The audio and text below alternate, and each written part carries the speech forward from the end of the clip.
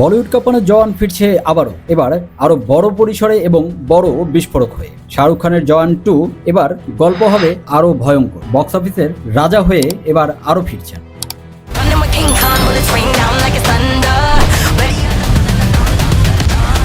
3 বছর আগে দক্ষিণী পরিচালক অ্যাটলি কুমারের নির্মাণে মুক্তি পাওয়া জওয়ান সিনেমা দিয়ে বক্স অফিসে ঝড় তুলেছিল শাহরুখ খান। অ্যাকশন, সামাজিক বার্তা এবং একাধিক চমক নিয়ে দর্শকদের মন জয় করেছিল ছবি। এবার সেই সফল সিনেমার সিকুয়েল নিয়ে নতুন করে আলোচনা শুরু হয়েছে। হিন্দুস্তান টাইমস খবরে জওয়ান 2 এর আরও শুধু পরিকল্পনার পর্যায়ে নেই, ইতিমধ্যে ছবির চিত্রনাট্য লেখার কাজও শুরু করেছে। পরিচালক অ্যাটলি কুমার বলেছেন যে গত 1 মাস ধরেই সিনেমাটি স্ক্রিপ্ট নিয়ে কাজ করছেন। প্রাথমিক খসড়াও অনেকটাই প্রস্তুত। সূত্রের দাবি, শাহরুখ খান বর্তমানে বহুল প্রতীক্ষিত কিং সিনেমার কাজে ব্যস্ত রয়েছেন। সেই কাজ শেষ হওয়ার পর কিছুটা বিরতি নিয়ে তিনি জওয়ান 2 এর প্রস্তুতি নেবেন।